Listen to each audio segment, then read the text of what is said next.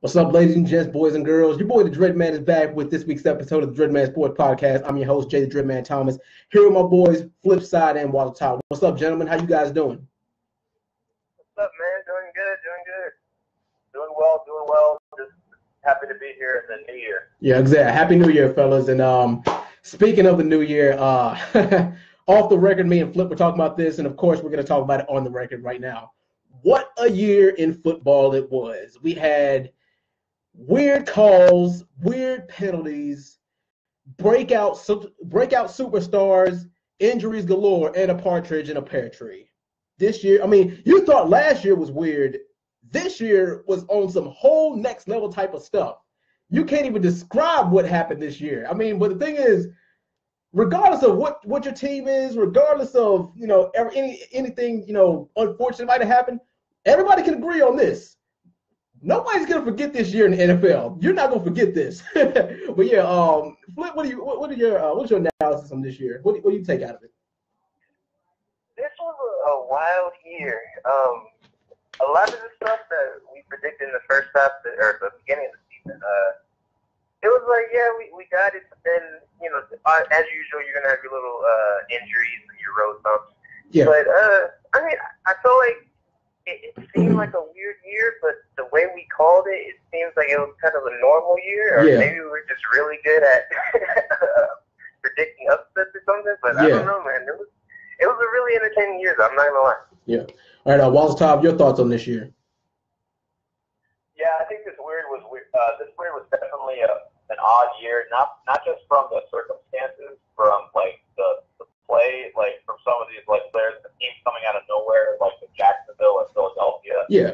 Especially like LA, the Los Angeles Rams, but just in general with all the stuff off the field that was going on, that was kind of like a talk of of any water cooler essentially, with all the protesting, during the anthem and everything else. It felt like a kind of a weird wonky year, and then there's a lot of injuries as well, which is kind of unfortunate. I think the NFL is kind of reevaluating stuff and everything, because I think ratings weren't as great this year. It was still like an enjoyable football season. Yeah. But I think the fact that there were a lot of like players missing because of injuries, both at quarterback and other positions, and we're kind of like, if you look at some of the teams out there, some of the quarterbacks that are being trot out there, for the Jets, for Cleveland, for Indianapolis, Houston, after Deshaun Watson went out, it was kind of really bad quarterback play. But overall, I think this was, I agree. I think this was an odd year. I think there were definitely some consistencies, obviously, like in the New England and Pittsburgh. I think those teams, those franchises, they're so consistent that you can almost always count on them. But other than that, there's always going to be parity. Oh yeah, definitely. Hopefully, just with that in mind, hopefully they get a couple of things, right in the off season. Like, one, what in the hell is a catch? They're gonna fix that rule, or they're gonna have some kind of, thing that we can all agree on, to where we can all figure out what's a catch and what's not. Because a catch used to be real simple: ball in your hands, have possession of it, go down to the ground for a completion of the catch. Whether you have a certain completion of yardage, a first down, or a touchdown, catch used to be simple. Now you got these weird ass terms like survive the ground and football move and process of the catch, and did he have 2 feet down? And in college, it's even weirder, because you can have 1 foot down. But now in the NFL, it's weird. It's almost like you got to have, pretty soon they're going to be coming up with some weird-ass catch rules like, oh, no, pretty soon you're going to have to catch the ball with one eye closed, blindfolded, 1 foot down, while singing the Macarena and doing the watch me whip, watch me nay-nay dance. And you got like all this different shit for you to have a completed catch. But hopefully that's one of the things that they get right over the next year. But Flip, what do you think? How many years has it been since this whole catch fiasco thing has been a huge problem. It's only been 6 years because the Calvin Johnson thing happened. Yeah. It's just like you would think they would be able to fix it by now, you know? Yeah. What were you gonna say? I was gonna say I feel like this is a product. It's like a product of technology. Like, wait, when the minute like instant replay started, they started like it started getting better and better, and like the camera angles and everything like that.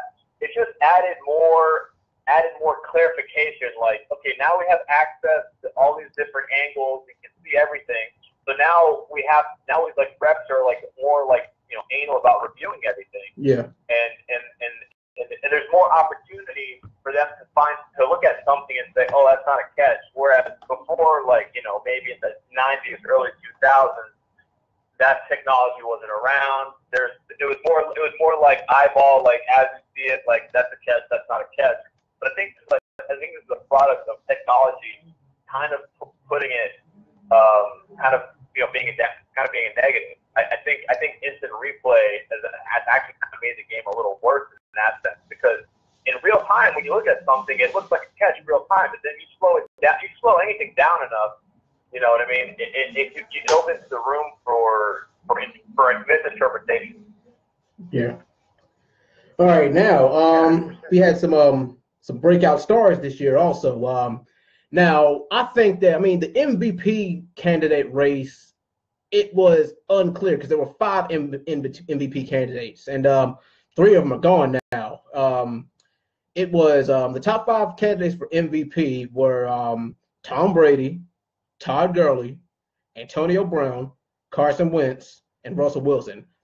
The only reason why that Wentz and Brown are out of the equation is because, well, Brown will be back for the division round in the playoffs. He was only out for 3 weeks during the regular season, and Carson Wentz is out, pretty much the rest of this year. Russell Wilson, he's been eliminated from the playoff contention, so he's not the conversation anymore. Now the only 2 candidates are, well, at first I was like, man, Tom Brady's going to get it by default because 1, he's a quarterback, and 2, he's pretty much been one of the most consistent. But Todd Gurley, man, if you want to have him as the MVP candidate this year, I can completely understand why. But out of those 5, or let's just break them down to top 2, who do you think is the MVP candidate, Flip, or number 1? For me, it's like 90% Todd Gurley. Right. I feel like that him sitting out that last game hurt him because Brady played week 17. He had to. Oh yeah, true. Yeah. The only reason why Brady played is because he had to. So I feel like most valuable players should go to the person who is the most valuable person on their team, not just like who's the most popular. And obviously, the most popular would be the quarterback. Yeah. And we predicted Goff would be terrible this year, and it feels like, because I remember at the beginning of the season I said if they had any other quarterback other than Goff, they'd be like 11-win team. And here comes Todd Gurley. He's like, nope, we don't need a better quarterback than Goff. We got Todd Gurley. Here's 11 wins. Here's the playoffs. Here's the division wins. It seems like he carried this team to the playoffs. It really does seem that way because we saw what Goff did last year. Yeah. And we could say like he had a sophomore boost or something. But yeah. And what's it called? His system is working. Like I said, what's his name's Sean McVay's system this year worked like a damn charm. Like I said, I don't know what the hell he did, but whatever it is, it worked. Sean McVay has some kind of working formula, and it's made the Rams dangerous again. Yeah, definitely. And Brady and Belichick, I feel like we need someone that's not a quarterback to win MVP finally again. Yeah. Really? This has been so long. Just give it to the running back. Yeah, really. I know a lot of people are going to say, oh, the quarterback is the most important position on the team, blah, blah, blah. But it's like the running back, when he's doing stuff like this, he's obviously the most important person on the team. Yeah. So, yeah, I got Gurley winning it. Yeah. All right, Walter Top, who you got? So when you say you got Gurley winning it, you think Gurley will win it, or Gurley is your pick? Both, in my opinion. And he's my pick. Yeah, both. You think? I'll tell you right now, Gurley's not going to win. I think Gurley might deserve it more than Tom Brady. Yeah. But if you you look at the history of the league, the only running back in recent history was Adrian Peterson. He had a run for over 2,000 yards to get that. Mm-hmm. And I mean, and unfortunately, Gurley didn't even lead the league in rushing. I mean, he full touchdowns and scrimmage yards, yeah. But you know, I think sitting out that last game kind of hurt his cause. Which, I mean, hey, it's no fault to the team. I understand. You know, save him for the playoffs. Don't risk an injury. Yeah. But you might have cost them a chance to pad the stats against San Francisco and get to these 1,500 and change to really kind of solidify your case. Now, go ahead, Luke. I get that, and I understand that might be why Brady will win. Mm-hmm. But I'm going off the fact that Gurley's coming off a comeback season. You could give him MVP and comeback player of the year, to be honest. Oh yeah. Like that's how crazy his season has been. He led his team. I think what was their record last year? Like 4 wins. Yeah, 4-12, something like that. Yeah. Yeah. So you could say like he carried this team on his back. He brought them to the promised land, and you can put a lot of arguments in it, but yeah, because because I understand what you mean. Because sorry to cut you off, but the 40, I mean not the 49ers, but the Patriots have been to the playoffs every year for the past 10 years. The Rams haven't made it since 2003 was the last time the Rams made it to the playoffs. So yeah, I would definitely agree with that. But we got to look at it by year basis. So we're just looking at the performance this year and like what it means for the team this year. Like I don't think Tom Brady and the Patriots should be kind of penalized because every year they're winning double digits and every year Brady's putting up good numbers. I mean, it's still 13-3 as a 40-year-old quarterback with those numbers is impressive. Led the league in passing yards. You know what? I mean, if we had to look at this and we thought what player is most valuable to their team, yeah, I might be hard pressed to make an argument for Russell Wilson because I think Dan knows no way in hell Seahawks, even sniff above a 500 record without him at quarterback. Exactly. I mean, he literally he carried that team I think more than anyone else in the top 5 that you mentioned. Yeah. I mean, you can take. I mean, Gurley performed great. Their quarterback still had a great year, but I mean, Wilson had no rush. Wilson had no running backs to kind of lean on. You know what I mean? He didn't have like a Deion Lewis, Burkhead, whomever. He didn't have like a Gronk. You know what I mean? Like, yeah. Wilson was damn near doing everything. I think he led his team in rushing too. Yeah, he did. So I mean, okay. You could argue Russell Wilson is out of those 5 is the most, like, if you take him away from that team is exactly. That team's like a lot. Right. Because real quick, Gurley is someone I would want to win, but I'm looking at the season overall for Brady. I just saw his stats. Okay, so we can all agree that his defense was terrible this year, right? Mm-hmm. His defense started out terrible, and then it they kind of picked up and became like pretty decent, yeah. But in his 18th season, he threw 4,500 yards, 32 touchdowns, 8 picks. That's pretty crazy. I'm not gonna lie. Yeah, it is. So it's like, okay, he might win because you're throwing almost 5,000 yards and you're like 40. Come on. Yeah, but shoot, even Greg Jennings, I was watching his interview with Colin Coward on the Hurt. He I quote that if you take away a quarterback, or not even just one of the team's key players, teams look different. You take away, let's just say you take away Tom Brady, Matt Ryan, Ben Roethlisberger, Aaron Rodgers, and Russell Wilson. Take away those top 5 quarterbacks. You take them away, and what the hell you think their record is going to be? Of course, teams are going to look different because a lot of them carry the damn load. Well, a lot of people say that, you're only as good. The quarterback is only as good as his line, which is the truth. That's why you think Tom Brady puts up such good yardage, or why you think he never really gets sacked that much. A quarterback's only as good as the receivers. I mean, why the hell you think Ben Roethlisberger is able to put up his type of numbers? So, I mean, yeah, you're right. Teams are going to look different because, I mean, it all just depends on their supporting cast. I mean, it's like saying, let's take this basketball analogy. Like everybody says, well, Kobe Bryant's got 5 rings, okay. But the thing is, like, well, Kobe Bryant he didn't win those rings by himself. That's true. He didn't win all those rings by himself. But at the same time, they couldn't have done it without him, right? Exactly, and that's the main point I'm trying to make. Is that yes, the point is that this is a team sport. It is a team game. Sure, you have to have a supporting cast because you can't do it on your own. But if you take away that key element, where the hell are you going to be? They can't do it without you. Prime example: as soon as not Brett Favre, but as soon as Aaron Rodgers went down, Brett Hundley stepped up, he did a horrible job of stepping up. We've seen how different their offense looks. Exactly. We see how different their offense looks when Aaron Rodgers is not on the field. Yeah, we did. So I see what you're saying. Like, if you take Gurley off the Rams, are they 11-win team? If you take Brady off the Patriots and put in like Garoppolo, are they still exactly? Mm-hmm.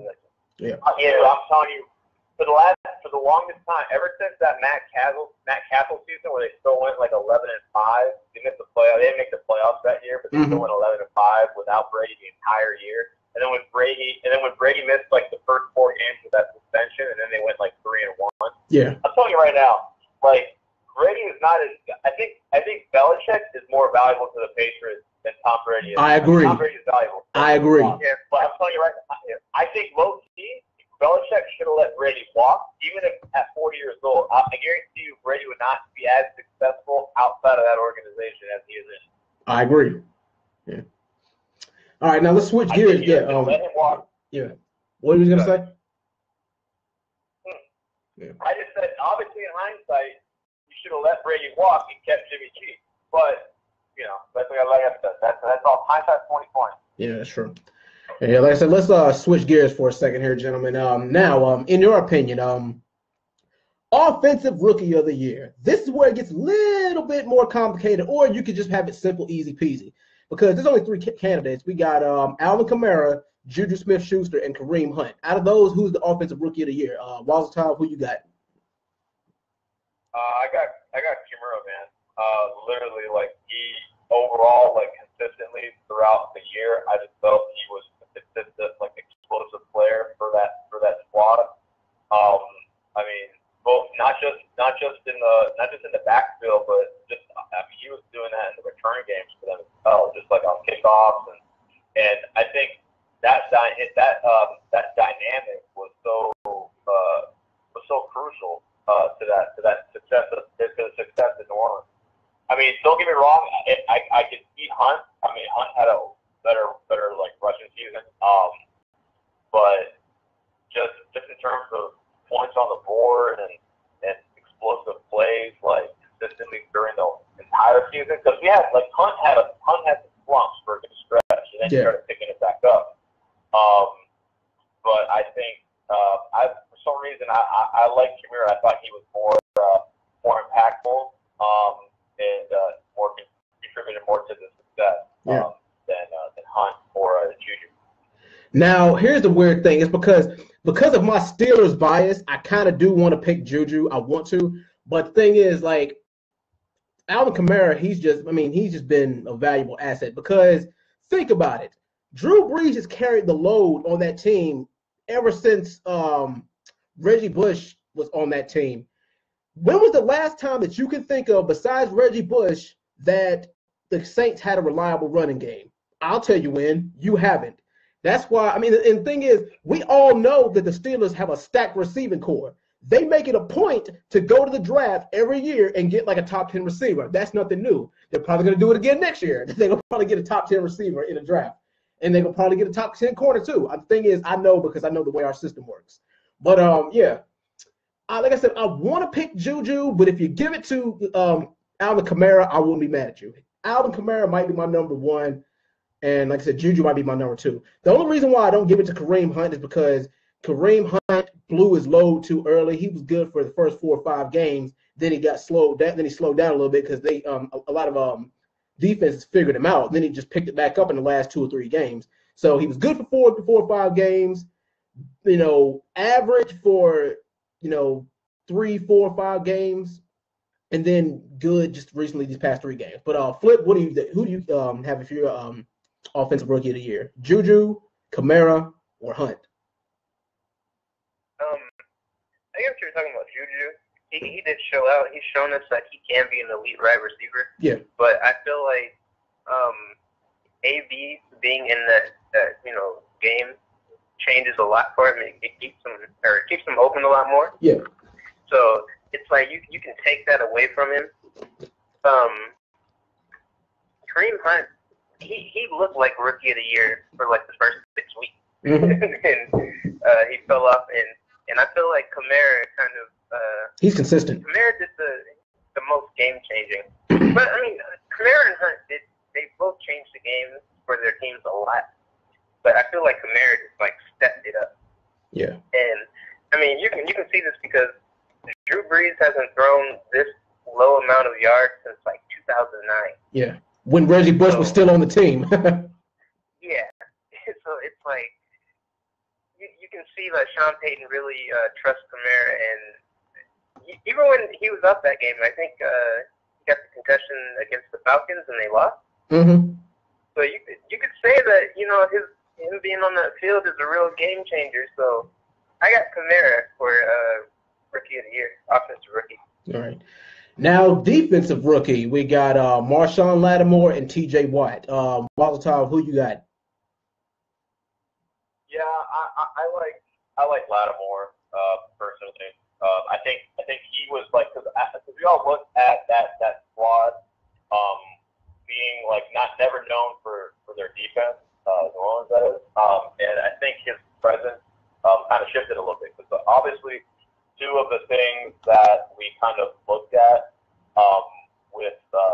with that team was just like a lack of a running game and their defense being terrible. Like New Orleans is only good for like Drew Brees going for a lot of yards.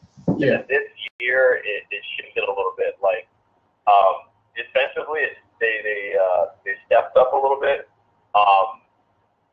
The running game stepped up greatly, but I think Lattimore's play overall, like I think leading rookies in interceptions and I think he led it in pass like as well. Yeah. I'm leaning towards him. I in terms of like corner players like that. Yeah.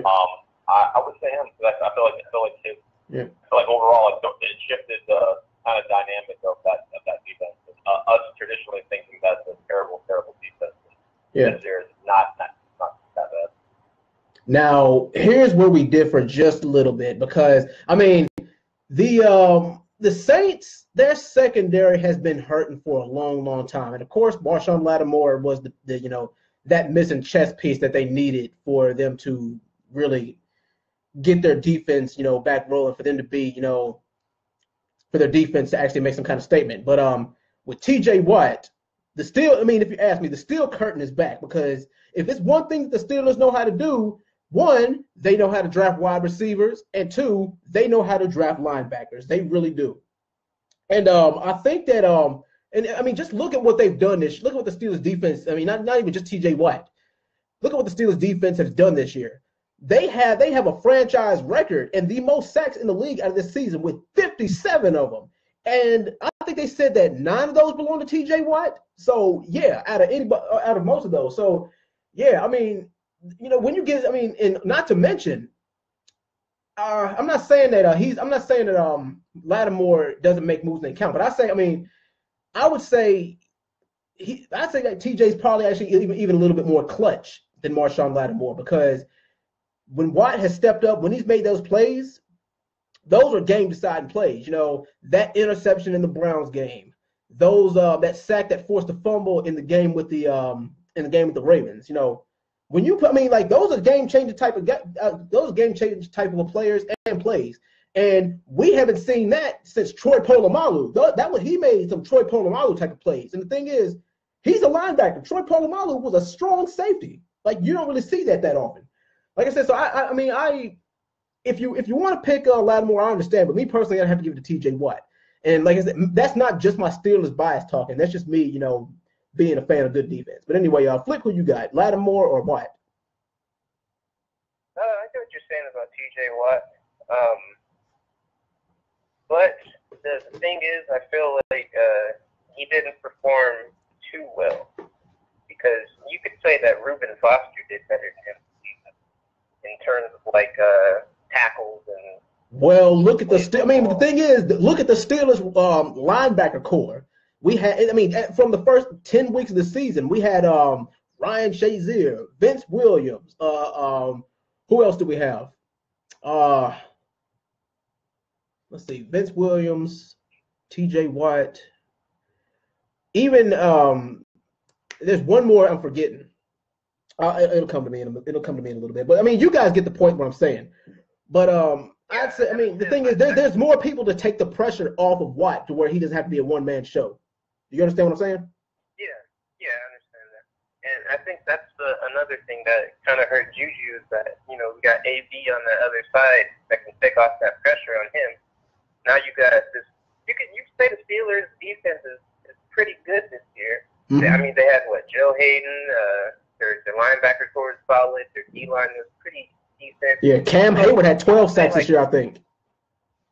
Yeah, so you could say all these players around TJ Watt, enhanced his game. But who did Marshawn Lattimore really have on him? Exactly, he had to do it himself. Yeah, I mean, I understand. Yeah. Yeah, so I can understand what you're saying, TJ Watt, because you don't want to take away from someone's performance just because of the people around them. But when you see someone like Marshawn Lattimore standing out on that defense that's supposed to be bad, it's kind of like you got to respect it. So I give the Saints both the rookie offensive and defensive rookie of the year. Their GM needs a bonus apparently. So yeah. All right, yeah. All right, now before we get into our wildcard weekend predictions, week 17, it was eventful and it was uneventful at the same time. But all right, game of the week. Flip, who do you got for the game of the week for week 17? Game of the week. I'm being biased. It was the Raiders and Chargers. I enjoyed them stomping the shit out of the Raiders. Mm-hmm. But no, I didn't see the end of the Bengals and the Ravens game. But did that end with the Bengals driving down the field and taking the win back? It actually ended in an interception. It ended in a turnover, I think. Okay. Yeah. Because I saw you say, oh, Lord, in the chat, and I was like, oh, snap. And Yeah. I looked at the game, and it was Bengals and Ravens. Yeah. The score changes again. I was like, oh, crap. But scored a touchdown with 44 seconds. Oh, yeah. Okay. Well, Yeah. Well, shoot. Yeah, I was looking at it. Yeah, the 44 seconds on the clock. I mean, that's good. But yeah, that seemed like a pretty good game. And I started watching the third quarter because it was pretty hard because the Jags are over there being trashed. But yeah, I'll just be biased. I'll be biased this week and say the Raiders and Chargers game because I enjoyed watching that one. Yeah. All right, Wazatov, who you got for your game of the week for week 17? Yeah, I could say Cincinnati was a really close game. Obviously, there's playoff implications. Baltimore, kind of gave that away. Yeah. That was like a back and forth game. Literally, Mike Wallace, scored a touchdown with about halfway through the fourth quarter, and then took about a 50-yard bomb from Andy Dalton to steal that. And it's kind of cool because I saw a news article saying that the Bills fans who got in the playoffs based on that result donated money to Andy Dalton charity. So that's kind of cool. But I think the game I paid attention to right after, because it was one of the late games with Cardinals Seahawks. That was actually a pretty close game. Mm-hmm. And Russell Wilson still almost did the damn thing. They had nothing to play for, and he still drove them almost got him in the field goal range, and their freaking kicker missed it. They could have at least finished with 10 wins. Yeah. Had a respectable season. It just kind of showed he had a solid game, but still just cannot carry that team, man. That defense, that Legion of Boom, it put the rest. I know there's been a lot of injuries to that squad, but Earl Thomas already talking about getting out, going to Dallas, and the defense getting a little bit older. I'm not sure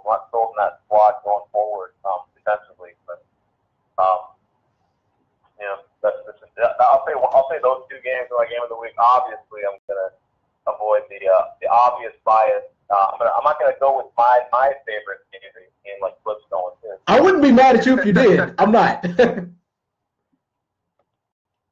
I'm not. I mean, come on, guys. There's only so much we can say about the greatest quarterback in NFL history. Is Sherman a free agent this year? Yeah. What's that? Is Sherman a free agent this year? Is he? I don't know. I think he is.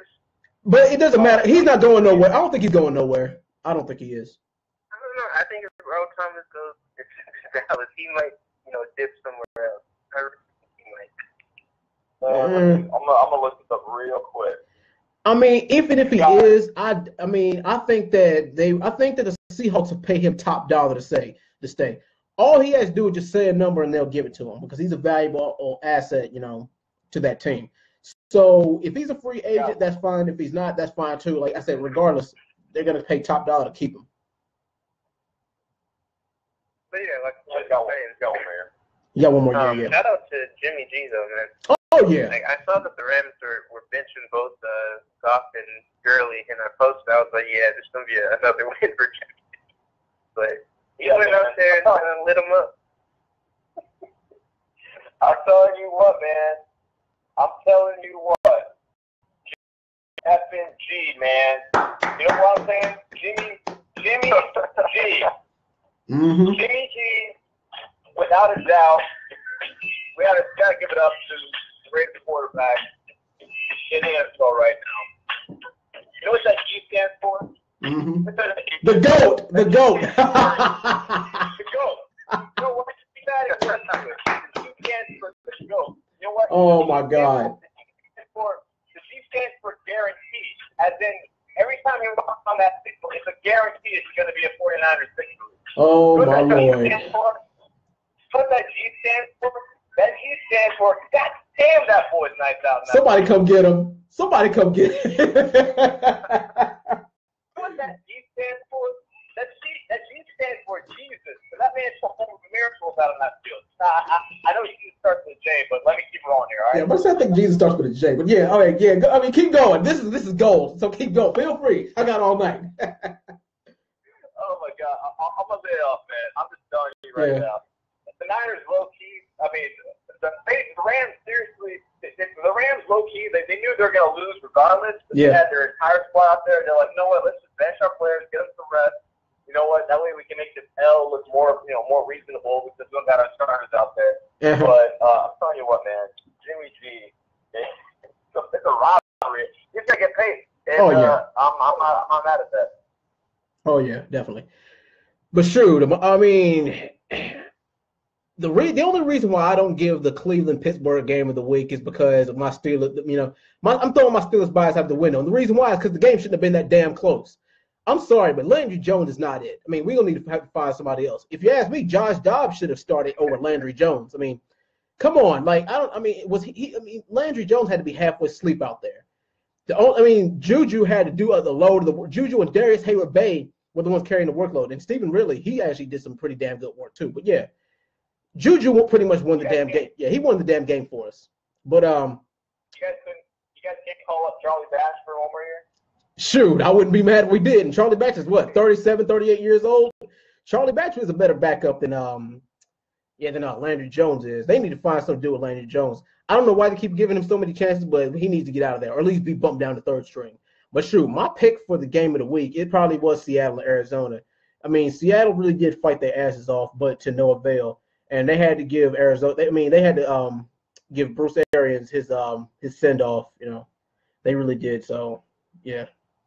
Yeah, they gave him a good send off, and you know what? Other teams gave their coach a good send off, and now apparently it's coming back was the Bengals and Marvin Lewis. Oh God. I seen a post on Instagram that says, hold on, wait a minute, let me see if I can find it. Oh yes, I found it because I'm in the Steelers group. It was like the Browns coach could not have had a worse. It says, and I quote, the Browns could not have a possibly a worse quarterback situation. Bengals head coach, hold my damn beer. Exactly. But yeah.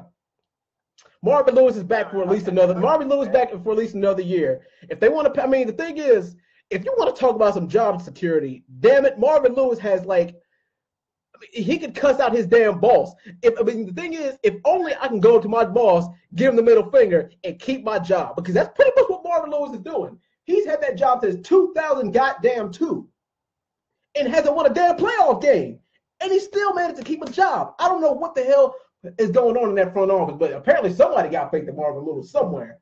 I don't know, but I mean, they might as well give him the team at this point. Yeah, pretty much. He might as well be the damn team owner. I don't know, but yeah, he's coming back for another year or two at least. We'll see. But I mean, I think Marvin Lewis is tired too. I think he's tired of Andy Dalton. He's tired of all the, he's tired of being in that rough AFC North division. I think he's just tired of it.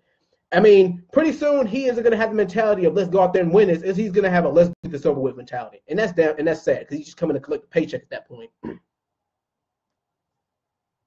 it's like a bad relationship. You know what I mean? Like you finally see the people starting to go away. Like the people both. Like you think that one both parties agree, like hey, let's just split up, and then someone has second thoughts and reels the other person back in. Yeah, pretty much. That's pretty much what it is. I don't see this being any different unless they like completely change the personnel, starting with probably Andy Dalton, I think. Yeah, I think that's what it is because him and Andy Dalton do not get along. And they say that Todd Haley, the offensive coordinator from the Steelers, might not be there that much longer either. Yeah, there's definitely a couple of job openings that cleared up this last week. The Colts, the Raiders. Raiders apparently are going after John Gruden. Yeah. That's wild. Like, and he's getting ownership thing too. Are you kidding me? Yeah. Ownership? I think aren't the Ravens going after Pagano for the coordinator? I think so. I don't know, man. I'm not a real big fan of Pagano, but hey, if they want to try it, you can try it. Yeah. But shoot, I think that Bill Cowher needs to come back next year. And if Bill Cowher comes back next year, he needs to do either one or two things. He either needs to be the head coach for the Giants or he needs to be the offensive coordinator for the Steelers. One of the two if he decides to come back. Go ahead. No, I was saying I don't think there's any. You think there's a chance that he comes back to Pittsburgh and he's not the head coach? Yeah, I think he might. I think he might be. I mean, the thing is, I actually do see him as offensive coordinator, and not a head coach either. Because Mike Tomlin's broken some damn records. I mean, when was the last time that Mike Tomlin had an under 500 season? Yeah. No, I don't remember having one. Yeah, I don't think he's had one. I think the worst he did was like 8-8. That's pretty much the worst he's done. It was either 8-8 or 9-7, which is the worst that Mike Tomlin has done in his whole career. And he's been the head coach of the Pittsburgh Steelers since 2005, 2006. No. Super Bowl 40 was Bill Cowher's last year. So that was 2006. Then when So Mike Tomlin's been the head coach for the past almost 12 years. And he has not had an under 500 season.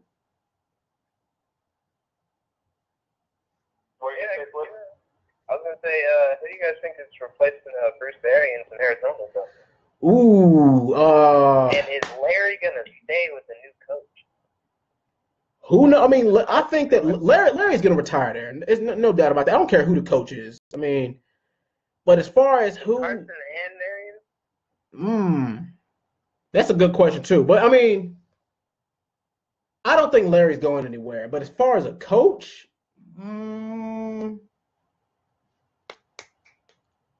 It really is up in the air.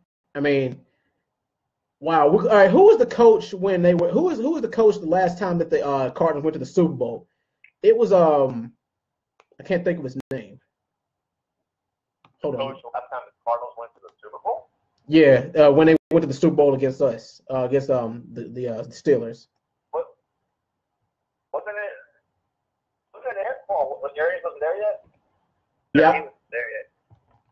Hold on. When they had Kurt Warner and Ken was the head coach. Ken Wisenhunt. Ken Wisenhunt. That who? You're right.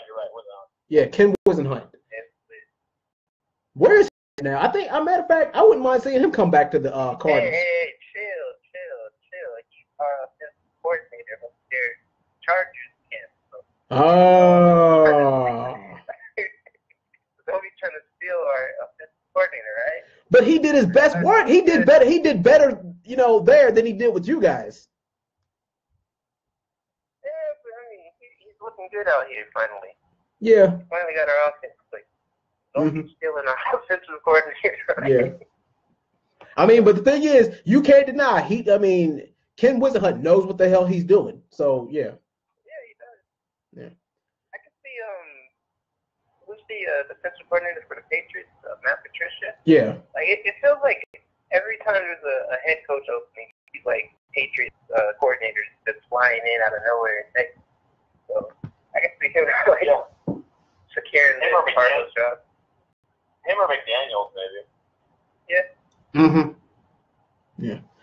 Now, in you guys' opinion, all right, move on, switch gears. Who do you think was the most improved team of the week? The thing is, a lot of these games were pretty much meaningless, but who's the team that you saw the most improvement out of, especially going into next year? Obviously the 49ers. Yeah, the 49ers. I would think. Yeah, we can wrap this up. We can make it short, sweet, and to the point. The 49ers are the most improved team going to the next year. The Jimmy G show out here, man. Yeah, it is. I'm not gonna lie. It definitely wasn't the Cowboys. How do you go 6-0 against the Eagles with their starters right? That's ridiculous. Yeah. I mean, the thing is, I got some friends who are Cowboys fans, but I'm like, yeah, you guys might have won, but that was a hollow victory, a victory that was meaningless. I mean, hey, if you want to finish off your season, hey, guys, didn't I call it? I called the Cowboys record down to a T. I said they will be not with the way their schedule is, and with Zeke Elliott not playing half the season, they will be 9-7 if they're lucky. I said that the very first episode of the podcast, and I got it right on the money. I'm a prophet. It's well documented. Yeah, I called that one right down to a T. Yeah, yeah. Definitely the Jimmy G show. Oh yeah, definitely. Definitely the Jimmy G show. So yeah. I got 49ers. I'm pretty sure we all got 49ers. Yeah, we all got 49ers. Yeah, Wildcard, who you got? Or do we even need to ask? No, you don't need to ask me, man. I'm telling you right now, it's so funny because they got Joe Staley, offensive lineman, talking so much shit right now. He's like, there's a team in the playoffs that wants to face us. I really wish there was some way we can get the Niners to the playoffs. I would love to see that. Yeah, because could you imagine if everybody in the NFC West just, I don't know, all of a sudden just took a damn nosedive or something happened to where they couldn't make it, and they're like, hey, there's nobody to face the Falcons, so we might as well just go ahead and put the 49ers in there. I don't know. So, obviously that division, the Rams are probably going to stay up. The Seattle might regress unless they're able to get, a running back, a stable running back situation for Russell Wilson. The Cardinals, I don't think so. Obviously Carson Palmer just retired. So if they get lucky with the quarterback, maybe obviously they'll have David Johnson coming back. But Fitzgerald's old. But I think it's a real good situation for San Francisco because they got that defense starting to mature a little bit. Because I said at the beginning of the year that when I thought I told them we're only going to win about 3 games. It's going to be a shit year. I said we're going to win 3 games back when we didn't have Jimmy G. Now, if I would have known we had Jimmy G, I might have given it some more wins. Yeah, but, I would have too. I thought we were just rocking with. If we were just rocking with Brian Hoyer the rest of the whole year, I probably would have been right because we won 1 game without Jimmy G. We might have won 2 or 3, but I said the defense was gonna take a year to kind of marinate a little bit, get better. You got a lot of young players on defense in that front 7. We still need cornerback improvement, but this is gonna be very, very interesting.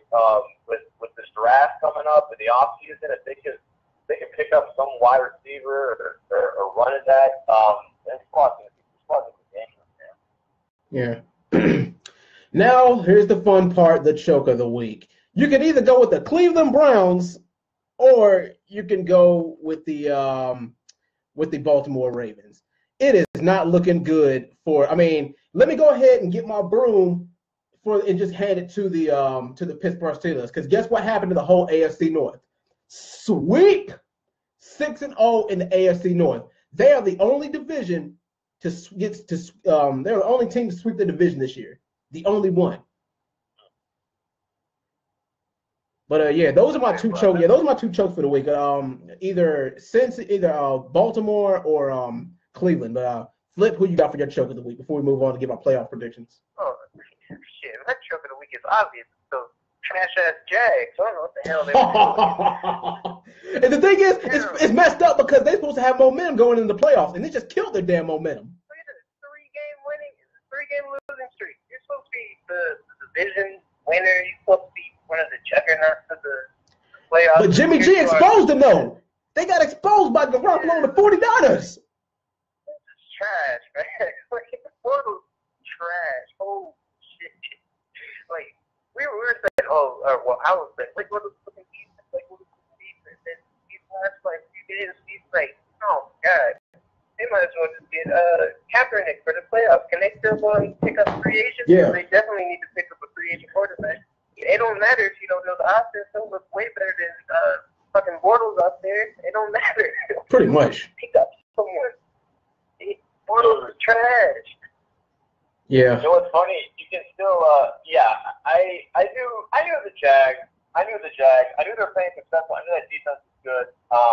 I just knew, but the only thing I knew was, the only thing I knew for sure, also as well, was that Blake Bortles was gonna rear his ugly head, and he was going to show everybody why he's trash, why he can't depend on it, why the Jags are thinking about making a trade for someone like Eli or something like that, where it's just like, God, if they just had a quarterback. Well, here's the thing. Here's a gift for you all. The Jags are actually favorites. You can still get good odds on betting against them and betting the Bills right now. Yeah. With that being the way seed, which it might not be a bad bet. Even in Jacksonville, Buffalo might not be a bad pick because I don't trust Blake Bortles even at home.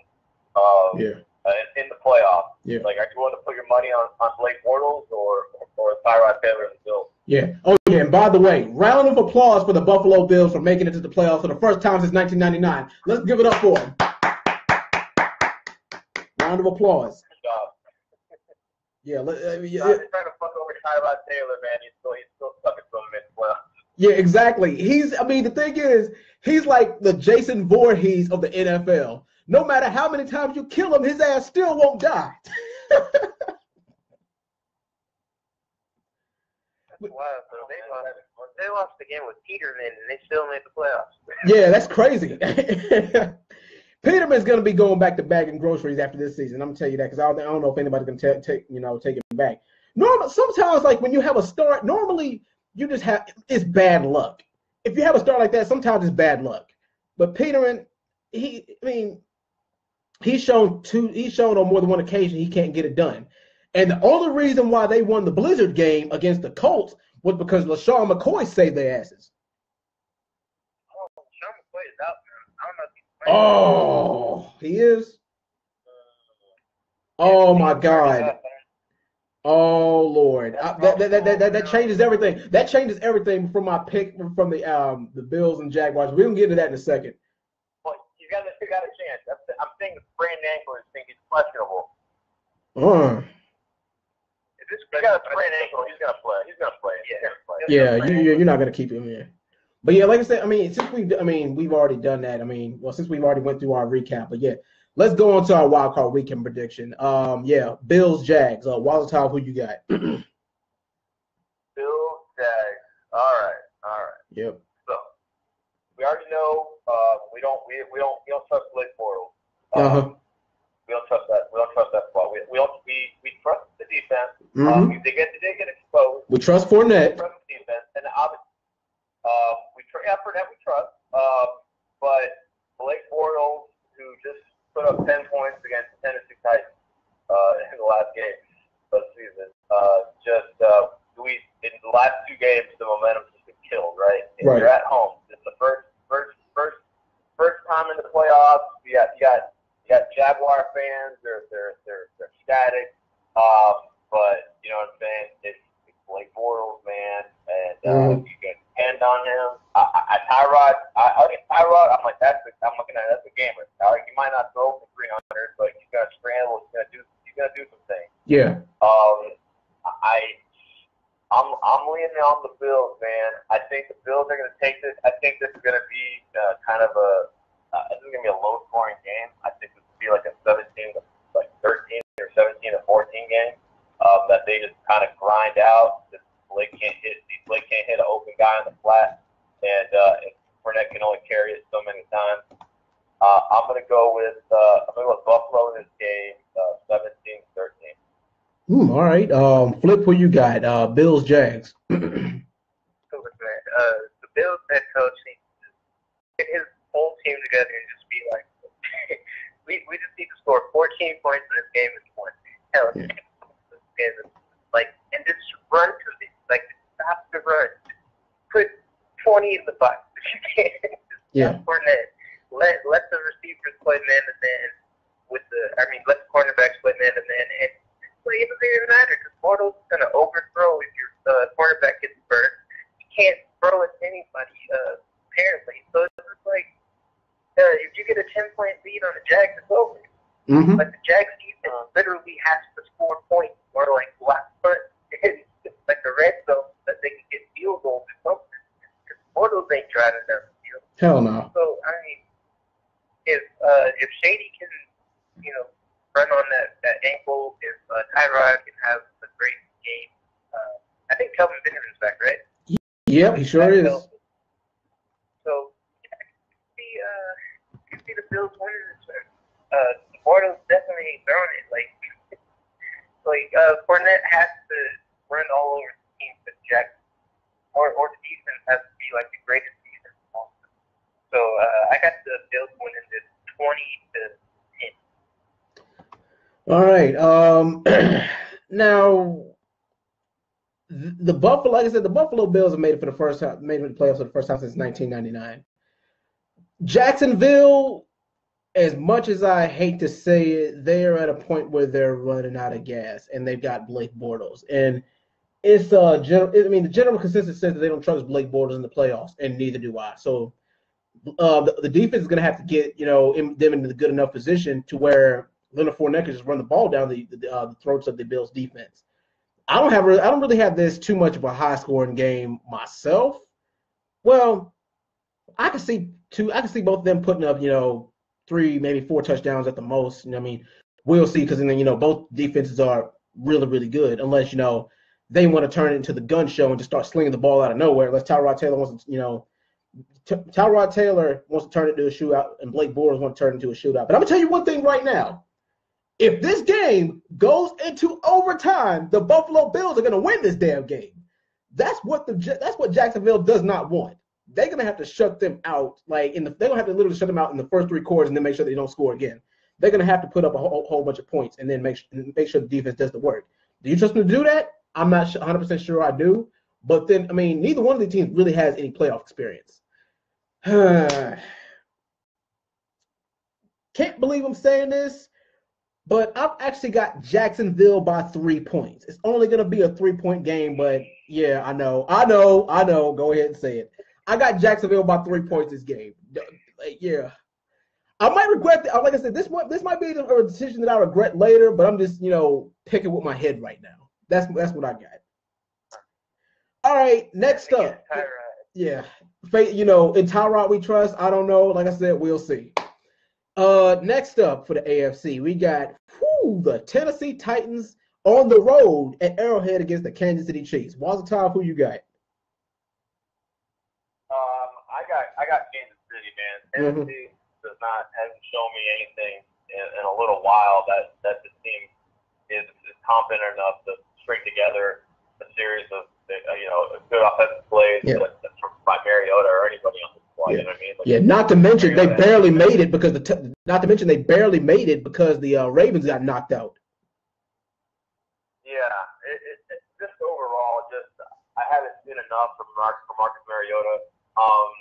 I like the Chiefs. Alex Smith had a pretty solid year. Offensively, they're clicking. They've kind of been playing well going into the playoffs, going into these last couple of games. They've won 4 straight right now. I think they got good momentum. I don't know if the Tennessee coach knows what he's doing. Andy Reid, he's decorated. He's been there consistently enough. He's good enough to get his squad advanced to the divisional round. Mm-hmm.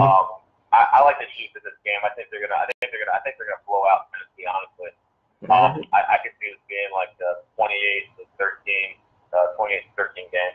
All right. Flip, who you got? Titans, Chiefs. Yeah, I think this is where Alex Smith's playoff experience kind of guides this team a little bit. Kareem Hunt, I think, is going to have a good game. I don't think it'll be like a standout game. I feel like Alex Smith is going to have to put this team on his back and carry on this game. Mariota, I don't really have trust in him.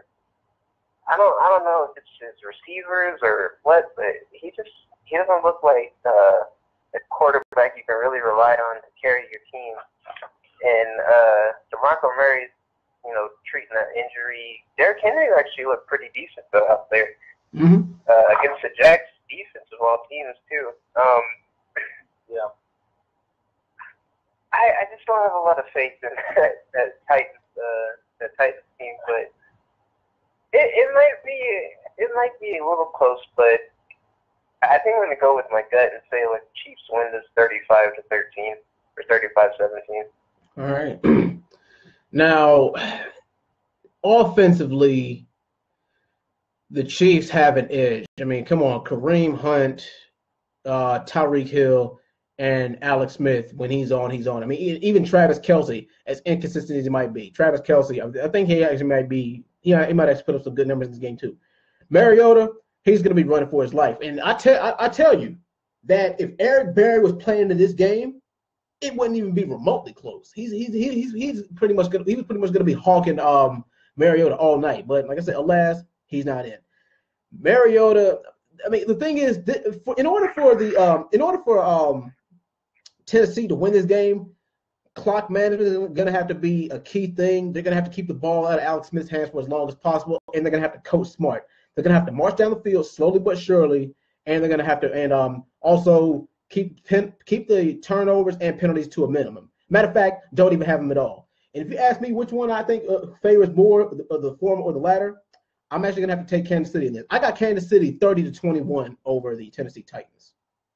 We got them KC by 9. Next up, Next up, the main event. The Atlanta Falcons versus the LA Rams. Wildcard, who you got? Can we start off by saying that the NFC matchups are a lot more entertaining and more interesting than the AFC matchups? Oh, hell yeah. Yeah, like they're a lot more interesting games. Like the AFC, like look at the AFC playoffs. It's like because it's brand new. It's teams that we haven't seen in a while besides Kansas City. No, but we haven't seen we haven't seen Kansas City. I thought it's brand new. I mean, it's brand new on both squads. Like the Rams are fairly new. I think it's the Panthers, Saints. They've all been there before. Falcons, yeah. It's just like the teams are better. It's not just that. It's just like the teams are better. Like the Jags are a 10-win team, but we don't like them. You know what I mean? Like the Falcons, the Rams, like we have more trust in their quarterbacks and their squad than the AFC. But I digress. We're talking Rams Falcons, you said, right? And to add on to Watt's point, the entire NFC playoff picture, it looks like anyone could win.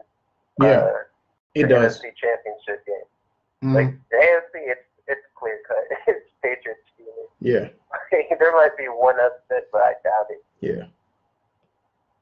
Yeah. So honestly, I think if Baltimore would have sneaked in, that would have been interesting. Yeah. Baltimore sometimes has New England numbers. That would have been like the little fourth. That would have been like. But other than that, there's just it's gonna be Pittsburgh, New England.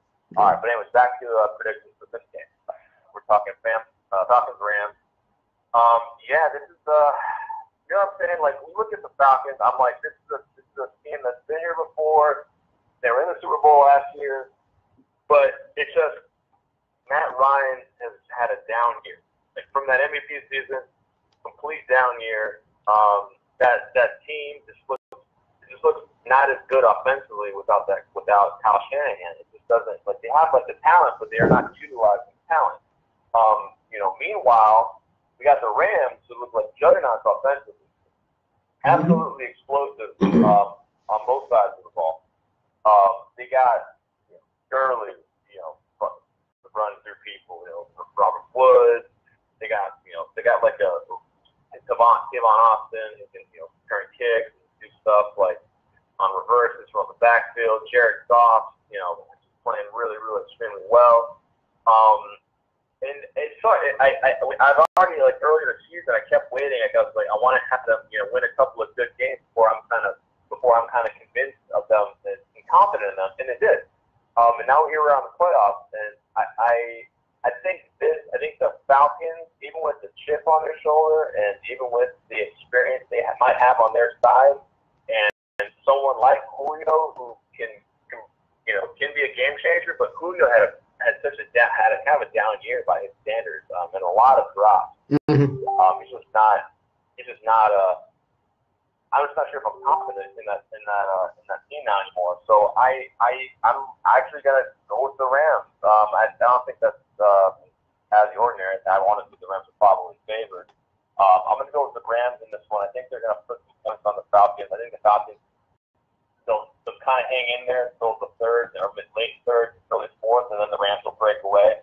I'm going to say it's going to be like a 35 to 27 game. Mm-hmm. All right, Flip, who you got? Rams, Falcons.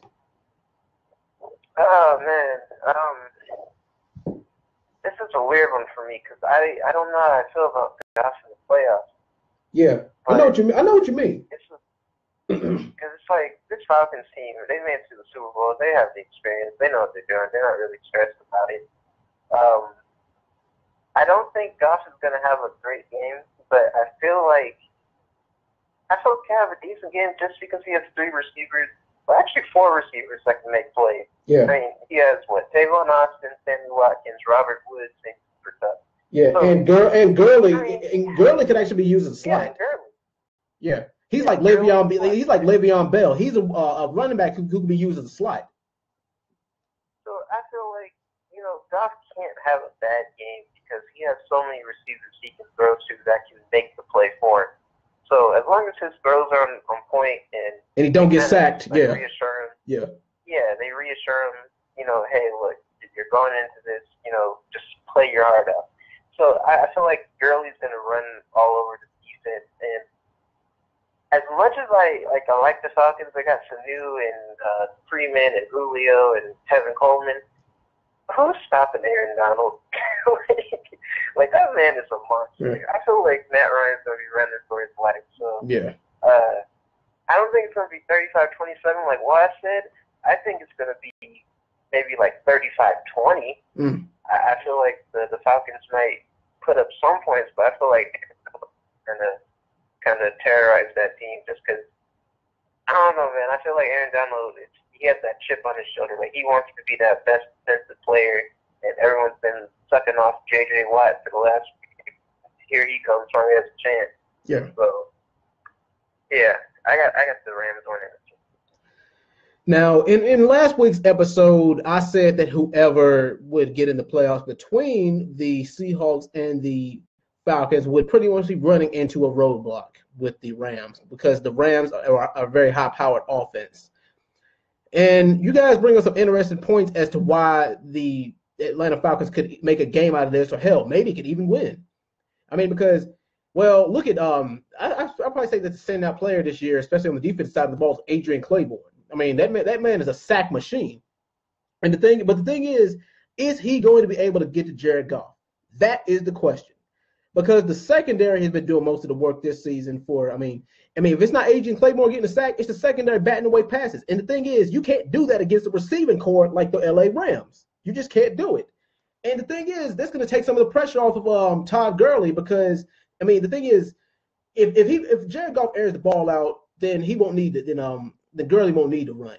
But the thing is, Gurley's good for putting up, he's good for 15, 20 carries a game and 100 yards a game. He's good for that. Matt Ryan's going to have to play that game that he played against the Green Bay Packers last year in order if they want to win. But if you ask me who I favor more, with all that in mind, I'd have to give it to the Rams. Give me the Rams by 12 points in this game. If I had to pick a final score, I'd say 36-24 for the Rams. Now, also the co-main event. This is probably going to be the hardest one to pick, and I don't blame you if you pick either or. The NFC South rematch between the Carolina Panthers and the New Orleans Saints. Father Tom, do you want to start off this one? Because I need to chew on this one for a while before I make my decision. I really need to think about it. Father Tom, you start this one off. That's fine. I'll start off. So, yeah, you're right. This is probably going to be the most competitive game this weekend. Because this will be the third matchup between both teams this season already. The Saints swept them in the regular season. Looked pretty good in both of those games. And what I'm saying, like the Saints overall, I think, granted they lost to the Bucs, but the Panthers also lost. So it's kind of weird. Like they both kind of are dipping into the playoffs, and now they got to face an opponent they essentially know what they already know. Like everyone's strict. Like it's like you've seen this team three times. You already know what they're going to bring to the table. All that's going to matter is who's going to execute better. Is Breeze going to show up? Is that offensive line going to show up? Is that defense going to show up against Cam? Cam was looked really, really bad in some games. And overall, this season's kind of been a down year for Cam. He's kind of regressed, fall back to the mean. It's just like he's still throwing off the back foot. He looks very, very inaccurate in that game. Against the Falcons, it's kind of sad. I mean, like I said, like a couple years ago, this guy was the MVP, and now he's just kind of fallen back a little bit. Defensively, I like Carolina's defense a lot more than the Saints. They're really good. They're really good at stopping the run, but they haven't been good at stopping the Saints when they play the Saints on the run, though. So, I mean, it's the only way. I don't think Cam can solely beat the Saints on running. He's gonna have to throw at least 250, 300 yards. That's asking a lot. What's that? Yeah, that's the only thing. I don't think Cam can get away with like 180 yards and maybe a couple of maybe like 30 to 60 rushing yards. I think he's gonna have to throw at least 250 to 300 because the Saints have put up 30 on them both times they played. So the Saints are going to Saints have kind of maybe essentially figured out this defense, like they're fine. Saints are going to put up points. Cam's going to have to do the exact same thing, and he's going to have to do that more than just on his legs. But he's going to have to do more than just dink dunk passes to Christian McCaffrey. He's going to need punches to step up. He's going to need a lot of those receivers. Greg Olsen, he's going to need them. So I'm leaning on the Saints. I think the Saints just have too much in their favor. I think they sweep them again. Even though the Panthers obviously are going to have more motivation to not get catch a third L by the same team. I just think I trust Drew Brees more than Cam Newton in this spot because Cam has not looked good. Cam's got my respect because he's won playoff games, led a team to a Super Bowl, but Drew Brees has won a Super Bowl. And he's finally got a somewhat competent defense and a hell of a running game now. And I think he's going to try to capitalize on that because the NFC is wide open, as we were talking about it. I'm going to go with the Saints in this spot. I'm going to go New Orleans. I'm going to say 34. I'm going to say the Saints 26. No, I'm sorry. New Orleans 34. I'm sorry, I'm repeating myself. New Orleans 34. Carolina 26. All right. Flip, who you got? All right. Look, I like the Panthers. I like McCaffrey kind of. Greg Olsen, punches is cool. Cam is Cam, but this is the Saints, man. Like I know we've been hyping up the Saints a lot, but I want you to hear this real quick. Drew Brees had his worst passing season since 2009 and threw 4,300 yards. Mm-hmm. And Alvin Kamara and Ingram both totaled 1,800 rushing yards. Like, that's ridiculous. Like, how do you stop this? Because I get it, the Panthers' defense is good. They can be great. But you have to game plan for both Breeze and the like two-headed monster. Yeah. It's not like you're just saying, hey, if we stop Breeze, we got this game. It's, hey, we stopped Breeze, we still got to stop Kamara. Yeah. And then Lattimore can lock punches down. So all you got left on that field is Greg Olsen and McCaffrey. Your run game sucks because Jonathan Stewart has, I don't know, I mean, he's never been like a major runner. Their major runner was always D'Angelo Williams. So it's like McCaffrey hasn't been that great on the ground either. He's just been a really good passing back. So I just don't see it in the cards for the Panthers this time. And it's the third time playing them too, so you know they're gonna. I don't know, man. I got the Saints winning like 37-20 or 37-24. I give it to the Panthers for extra points. Wow.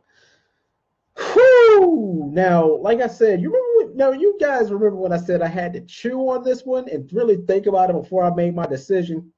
And you guys know how I'm always good for making that one underdog pick, that one pick that throws everybody off. Uh-huh. I'm going to be that guy this time. The thing is, yes, Drew Brees has Drew Brees is one of the GOATs, of course.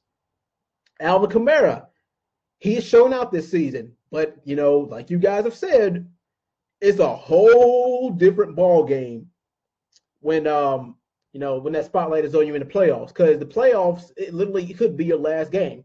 You can't make any mistakes. I mean, is he gonna rise? Is he gonna be that rookie that rises to the occasion, or is he gonna be that rookie that chokes when the spotlight is on him, a la Dak Prescott? What happened to him last year? But I digress. Yeah, exactly. See, y'all know what I'm talking about now. Now moving over to the Carolina Panthers side. They've been there before. Look at when they made it to the Super Bowl 2 years ago. They won. I mean, the thing is, even with Cam lighting it up, they were still the underdog in some games because people didn't trust Cam Newton. But Cam Newton was having the damn game. He was having the career, that was probably the best year of his career so far. Now, this game is either going to go one of two ways.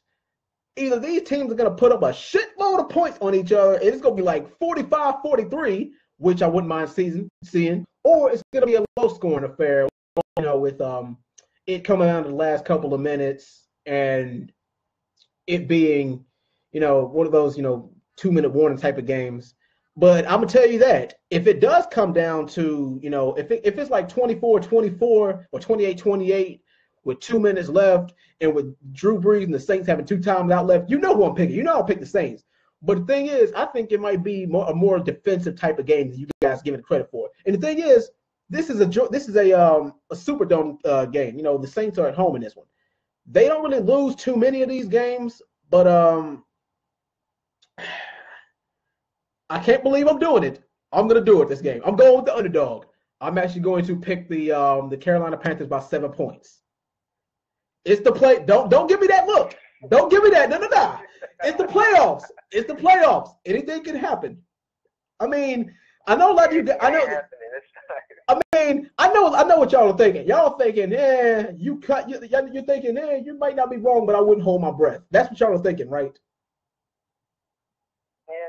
You're like, I wouldn't hold. Yeah. We can agree this is going to be the most competitive game. Yeah, that's what. Out of any of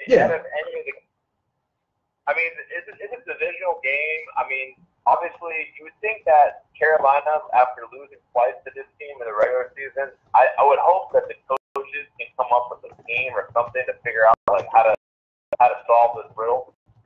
If anything, you think that by the third game they'll have at least something ironed out, which will make it kind of closer. It's just, I don't know. Cam just hasn't been playing great this year. His numbers they're just not that good. You know what I mean? It's like he's only thrown for 3,300 yards. He's thrown 22 TDs, 16 picks. It's just been really a kind of a subpar season for him. He's not looked accurate. He's thrown less than 60%. I just don't trust. I think he's regressed, and I think he's. I don't trust him in this spot. Dre's expecting super playoff Cam to show up, so I can't win. That's the only way. Cam's gonna throw for 200, at least 250, probably around damn near 300, and he's gonna have to throw like 3 or 4 touchdowns. cannot have one of those like Dak Prescott games where he throws for 180 yards. You can't do it. Yeah. You cannot do that. Not against the Saints. Yeah. Well, those are our divisional rounds for the 2018 playoffs. You fellas got any final thoughts before you sign out tonight? You want to go first, one? Shout out to our predictions. I'll say that one. Yeah. Let's see. Me and Waz called the Bengals or the Ravens record. Yeah. Failed all the other AFC North games. That was nice. What else? We had the order right. Yeah. Yeah, we had the order right. Colts and Texans wasn't looking so great for us. Yeah. All of us. Titans though, me and Waz called the Titans -7. Mm-hmm. And then we failed really badly on the Jaguars, all of us. And then the Patriots. You guys got the Patriots both 13-3. I was Nostradamus on a couple of those, especially on the Cowboys record. I was freaking Nostradamus with that one. Yeah, you were 11. Cowboys, yeah. What was? I said 13. Like I said, I said 12 and 12 for the Steelers. They 13-3. I really thought the Green Bay game really scared me. I got to say that. But, and not to mention, we got jerked. The screw job of the goddamn century. I'm never letting this go. It's when we got jerked by the damn Patriots. I'm never going to get over this shit. Even if we beat their ass again in the playoffs and beat them, which we will, I'm never going to get over that. Because that's why I say we need to figure out what the hell the catch is. We need to figure it out fast. Because this does not need to happen. You should not leave it to the referee to decide a damn game for you.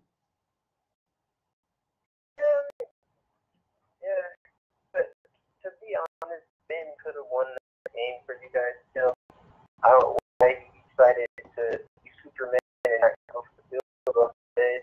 Because you're Ben, you have to make it be like I'm at home, I got this. Got home and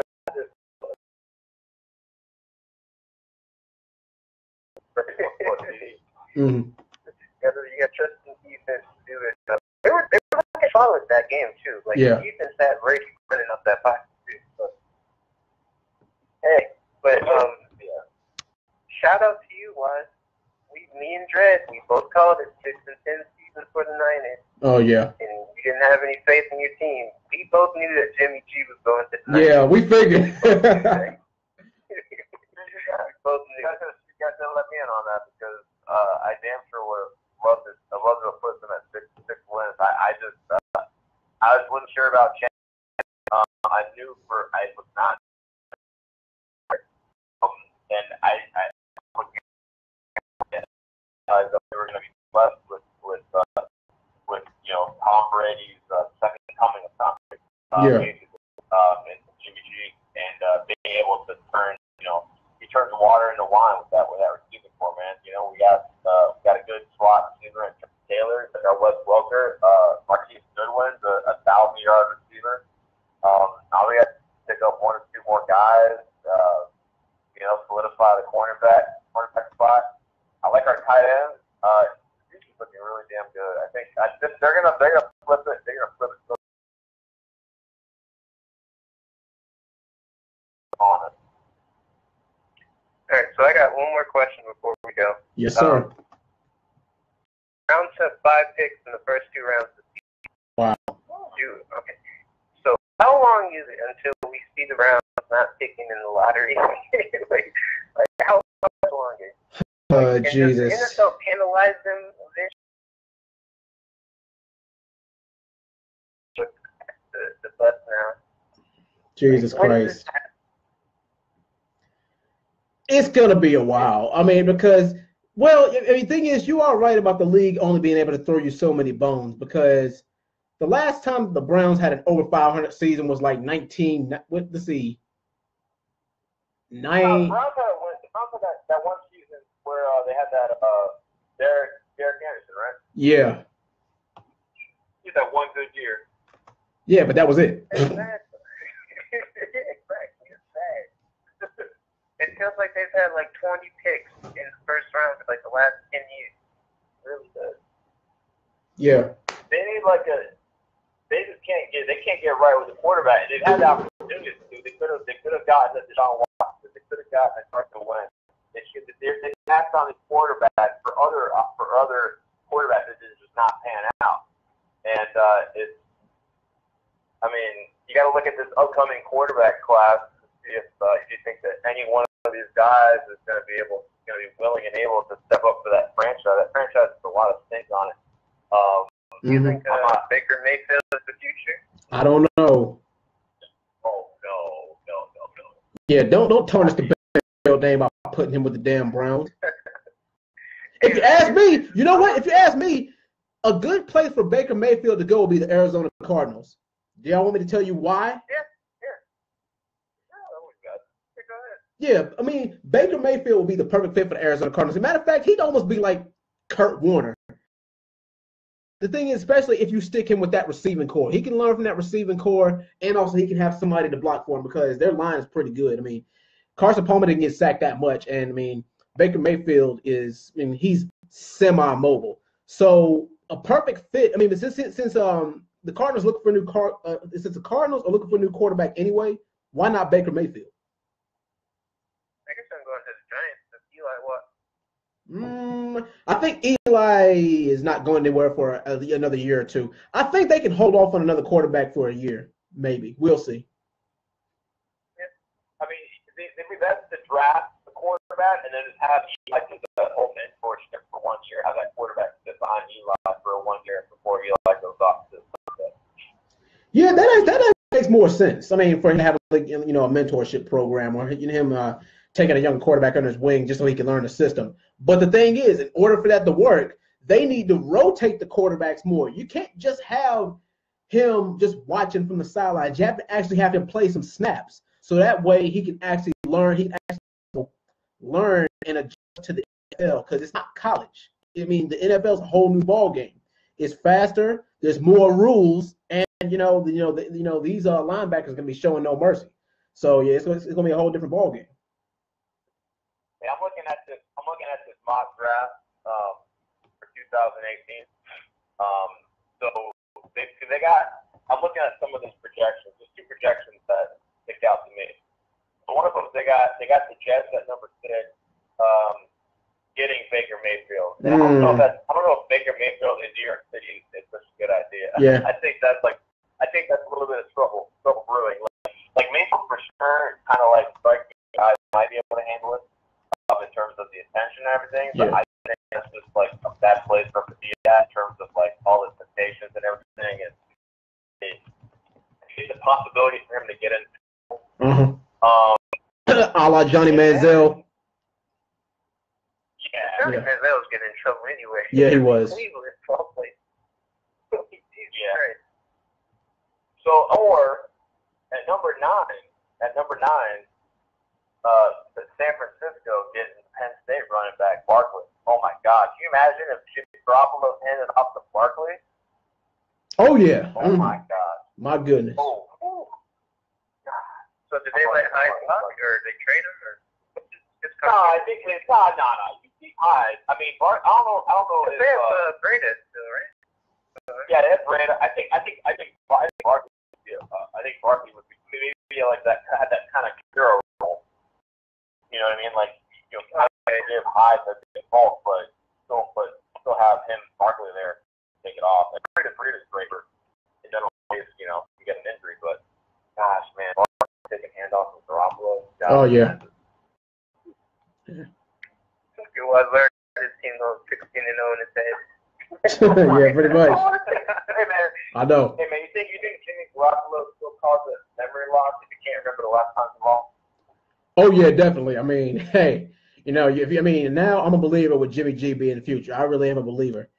Depending on who he goes against, I'm not gonna pick against him. So yeah. In fact, a lot of the teams got their schedules for next year. You might be able to check it yourself because I've already got Because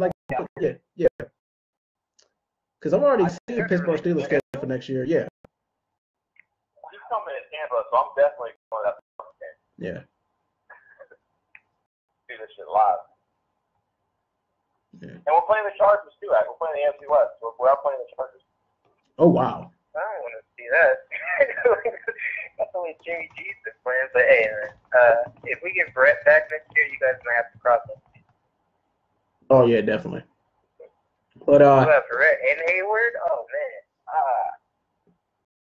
You have no team going 16, right?